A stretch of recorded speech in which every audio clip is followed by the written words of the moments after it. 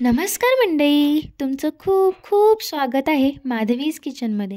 मग आज आपण घरच्या घरी ढाबा स्टाईल पनीर मसाला बनवणार आहोत. चला तर मग सुरू करूयात.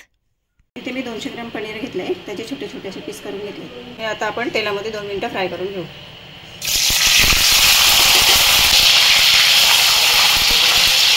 सोनेरी रंगावरती आपण हे असे थोडेसे फ्राय करून घेऊ. जास्त पण फ्राय नाही करायचे, नाहीतर मग चिवट होतं. पनीर तळून झाले, आपण आता काढून घेऊ.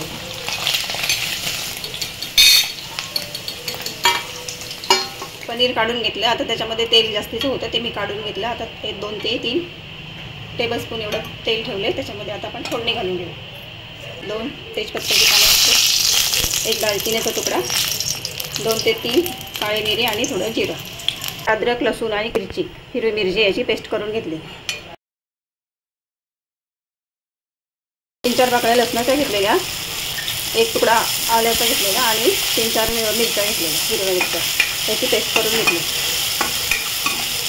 हे तेलावरती चांगले परतून घेऊ आणि याच्यामध्ये 1 मीडियम साईजचा कांदा कापून घेतलेला आहे, तो आपण घालून घेऊ. कांद्याची पण पेस्ट करून घेतली जाते, नाहीतर असं पण टाकलं तरी चालतं.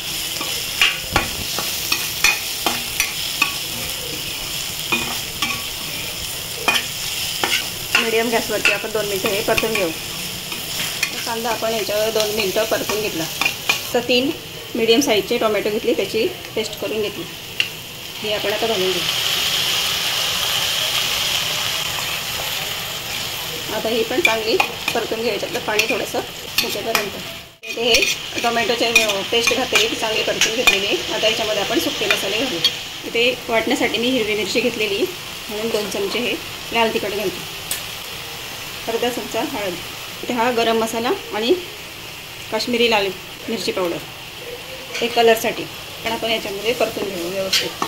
आता याच्यामध्ये आपण चवीनुसार मीठ घालू, 1 ते 1.5 चमचा, आणि हे तळलेले पनीर आहे ते घालून घेऊ. आता पनीर याच्यामध्ये आपण व्यवस्थित मिक्स करून घेऊ. ते व्यवस्थित मिक्स करून घेतले.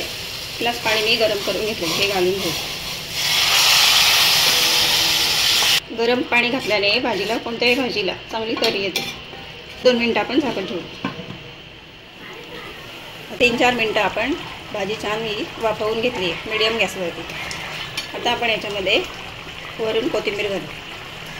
आता ही थोडी कसुरी मेथी ही हातावर थोडीशी आपण घासून घेतली आणि याच्यामध्ये घालून घेऊ. झाली आपली भाजी तयार. आता गॅस बंद करू. आपली झटपट अशी रेसिपी तयार झालेली आहे. मग तुम्ही करून पहा आणि कमेंट करून मला नक्की कळवा. व्हिडिओ आवडली असेल तर लाईक, शेअर आणि चॅनलला सबस्क्राईब करायला बिलकुल विसरू नका. चला तर मग खा आणि मस्त राहा.